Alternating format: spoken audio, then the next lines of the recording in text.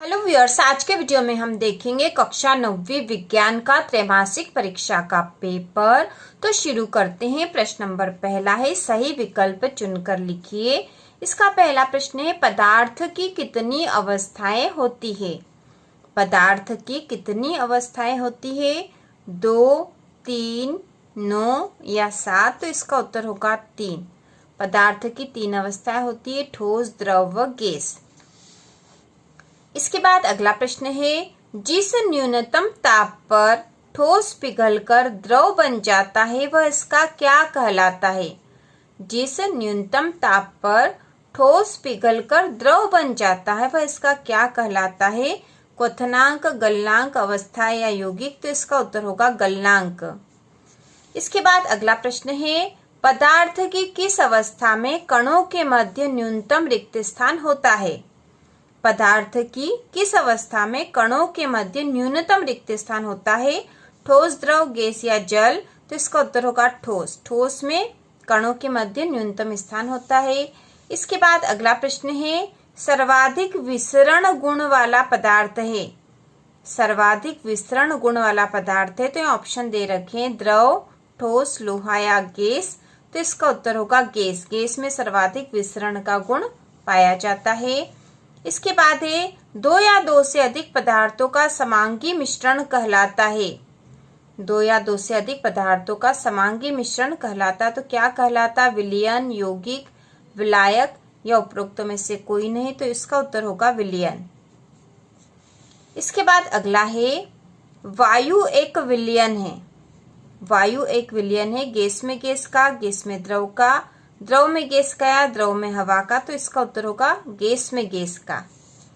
इसके बाद अगला प्रश्न है, निम्नलिखित में से कौन सा पदार्थ ऊर्ध्वपातित हो सकता है? तो यहाँ पे ऑप्शन है, नैप्थलीन, अमोनियम क्लोराइड, एंथ्रासिन या उपरोक्त में से उपरोक्त सभी? तो इसका उत्तर होगा उपरोक्त सभी। ठीक है, ये तीनों ही ऊर्ध्वपातित हो सकते हैं। इसके बाद अगला प्रश्न है, मोमबत्ती का जलना है केवल भौतिक परिवर्तन, केवल रासायनिक परिवर्तन, आकारकीय परिवर्तन या उपरोक्त में से कोई नहीं?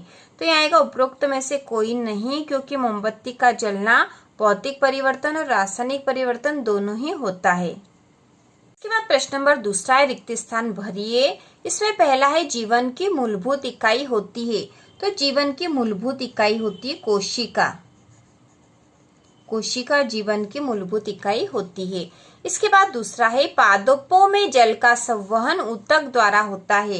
तो पादपों में जल का संवहन जाइलम ऊतक द्वारा होता है। ठीक है, जाइलम ऊतक द्वारा होता है।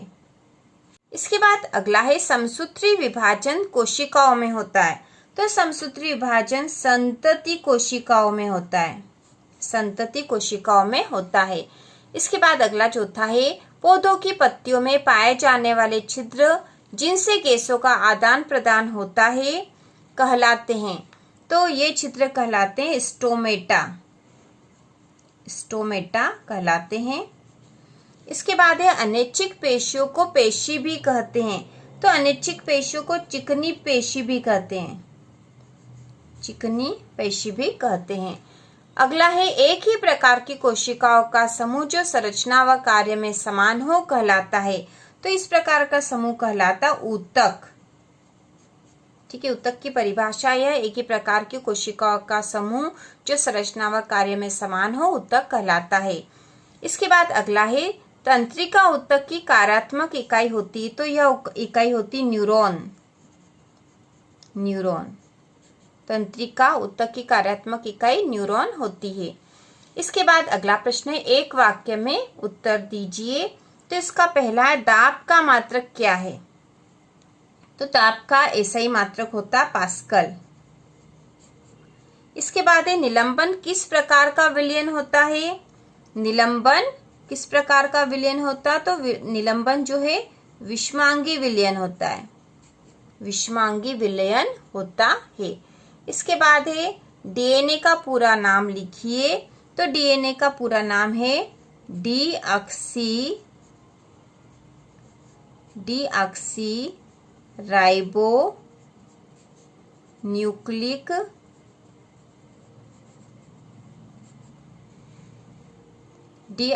Deoxyribonucleic acid. ठीक है, यह होता है इसका पूरा नाम, डीऑक्सीराइबोन्यूक्लिक एसिड। इसके बाद है कोशिका विभाजन कितने प्रकार का होता है? तो कोशिका विभाजन मुख्य रूप से 2 प्रकार का होता है, समसूत्री और अर्धसूत्री विभाजन। ठीक है, समसूत्री और अर्धसूत्री विभाजन 2 प्रकार का। इसके बाद है मरुस्थलीय पौधों में किस प्रकार के रंध्र पाए जाते हैं? तो मरुस्थलीय पौधों में धसे हुए रंध्र पाए जाते हैं, धसे हुए रंध्र पाए जाते हैं। इसके बाद है एक गाड़ी का ओडोमीटर किसका मापन करता है? एक गाड़ी का ओडोमीटर किसका मापन करता है? तो यह वाहन की चाल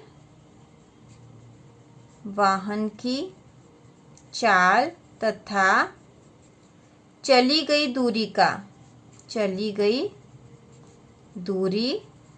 का मापन करता है। ठीक है, वाहन की चाल तथा चली गई दूरी का मापन करता है। इसके बाद अगला है प्रत्येक वस्तु अपनी वर्तमान अवस्था स्थिति में ही बने रहना चाहती है। वस्तुओं के इस गुण को क्या कहते हैं? तो वस्तुओं के इस गुण को कहते हैं जड़त्व। ठीक है, जड़त्व कहते हैं। तो इस प्रकार से एक वाक्य में उत्तर दीजिए वाले प्रश्नों के उत्तर होंगे। इसके बाद अगला प्रश्न नंबर 4 है, सही जोड़ियां बनाकर लिखिए। इसमें कॉलम ए और कॉलम बी है। तो कॉलम ए में दे रखा वेग, चाल, त्वरण, गुरुत्वीय त्वरण, जड़त्व, गति का द्वितीय नियम और टेलीस्कोप, गति का तृतीय नियम। उसी प्रकार कॉलम बी में दे रखा है विस्थापन बटा समय, दूरी बटा समय, क्रिया बराबर प्रतिक्रिया, स्वतंत्र रूप से गिरती वस्तु, F बराबर ma, वेग में परिवर्तन बटे लिया गया समय और गति का प्रथम नियम और गैलीलियो। तो इसकी हमें जोड़ी बनानी है। तो सबसे पहले जो वेग है, वेग होता है विस्थापन बटा समय और चाल होता है दूरी बटा समय। तो ये दोनों सही है। इसके बाद जो त्वरण है यह वेग में परिवर्तन बटा लिया गया समय होगा। इसके बाद अगला है गुरुत्वीय त्वरण, स्वतंत्र रूप से गिरती वस्तु। इसके बाद जड़त्व, यह जो है गति का प्रथम नियम से संबंधित है और गति का द्वितीय नियम F बराबर ma, टेलीस्कोप की खोज गैलीलियो ने की थी और गति का तीसरा या तृतीय नियम जो है यह क्रिया बराबर प्रतिक्रिया। ठीक है, प्रत्येक वस्तु के समान किंतु विपरीत प्रतिक्रिया होती है, तो क्रिया बराबर प्रतिक्रिया गति का तृतीय नियम है। तो इस प्रकार से जोड़ियां बनेगी। इसके बाद जो प्रश्न है 2-2 नंबर के प्रश्न है और इन प्रश्नों के उत्तर हम अगले वीडियो में तैयार करेंगे। तो प्रश्न है एलपीजी व सीएनजी का पूरा नाम लिखिए और इसके अथवा में ही गर्मियों में घड़े का जल ठंडा क्यों होता है। इसके बाद अगला प्रश्न है इत्र की गंध बहुत दूर बैठे व्यक्ति को भी क्यों पहुंच जाती है अथवा निम्नलिखित तापमान को केल्विन इकाई में परिवर्तित कर लिखिए। तो यह सारे प्रश्न, इसके साथ और इम्पोर्टेंट जो क्वेश्चन है वह सभी हम तैयार करने वाले हैं। अगला प्रश्न है मिश्र धातु किसे कहते हैं? किसी एक मिश्र धातु का नाम लिखिए और इसके अथवा में ही समांगी मिश्रण की परिभाषा लिखिए। अगला प्रश्न है टिंडल प्रभाव क्या है और इसके अथवा में है कोलाइडी विलयन के 2 गुण लिखिए। इसके बाद अगला प्रश्न है अमीबा अपना भोजन कैसे प्राप्त करता है और इसके अथवा में है क्लोरोप्लास्ट के 2 कार्य लिखिए। प्रश्न नंबर 10वां है कोशिका में पाए जाने वाले 2 अंगकों के नाम एवं उनके कार्य लिखिए और इसके अथवा में है जीव द्रव्य कुंचन किसे कहते हैं। इसके बाद अगला है वाष्पोत्सर्जन किसे कहते हैं और अथवा में है रक्त के 2 कार्य लिखिए। इसके बाद अगला प्रश्न है स्नायु व कंडरा में 2 अंतर लिखिए अथवा संवहन ऊतक किसे कहते हैं। अगला प्रश्न है चाल एवं वेग में 2 अंतर लिखिए और इसके अथवा में है एक समान गति किसे कहते हैं। अगला प्रश्न है दूरी व विस्थापन में 2 अंतर लिखिए अथवा गति को परिभाषित कीजिए। इसके बाद है संतुलित बल किन्हें कहते हैं अथवा मैदान में लुढ़कती हुई गेंद कुछ दूर जाकर अपने आप ही क्यों रुक जाती है। इसके बाद अगला प्रश्न है एक ही सतह पर रखी हुई 2 अलग अलग वस्तुओं को चलाने के लिए अलग अलग बलों की आवश्यकता क्यों होती है, अथवा घर्षण बल को परिभाषित कीजिए। बाद अगला प्रश्न है, पादप कोशिका का नामांकित चित्र बनाइए अथवा जंतु कोशिका का नामांकित चित्र बनाइए। इसके बाद अगला जो प्रश्न है, ये वाला प्रश्न 3-3 नंबर के प्रश्न है। अब एक बस की गति 5 सेकंड में 80 किलोमीटर प्रति घंटे से घटकर 60 किलोमीटर प्रति घंटा हो जाती है। बस का त्वरण ज्ञात कीजिए। और इसके अथवा में है, एक वस्तु 16 मीटर की दूरी 4 सेकंड में तय करती है तथा पुनः 16 मीटर की दूरी 2 सेकंड में तय करती है, वो उस वस्तु की औसत चाल क्या होगी। इसके बाद अगला जो प्रश्न है 4 नंबर का है, भौतिक एवं रासायनिक परिवर्तन को परिभाषित कीजिए अथवा विलेय और विलायक को परिभाषित कीजिए। इसके बाद जो अगला 4 नंबर का प्रश्न है, वह है न्यूरॉन का नामांकित चित्र बनाइए अथवा अरेखित पेशी का नामांकित चित्र बनाइए। अगला प्रश्न है, जब कोई गतिशील बस अचानक रुकती है तो आप आगे की ओर झुक जाते हैं, और जब विरामावस्था में से अचानक चलने लगती है तो पीछे की ओर झुक जाते हैं, क्यों। और इसके अथवा में है, क्या कोई वस्तु अपने आप चलना प्रारंभ कर सकती है या अपने आप रुक सकती है या अपने आप अपनी दिशा को बदल सकती है, कारण स्पष्ट कीजिए।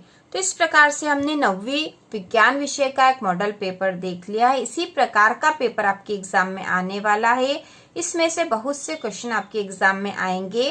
तो इसी प्रकार के और वीडियो देखने के लिए, कक्षा 9वीं की संपूर्ण तैयारी के लिए चैनल को सब्सक्राइब कीजिए।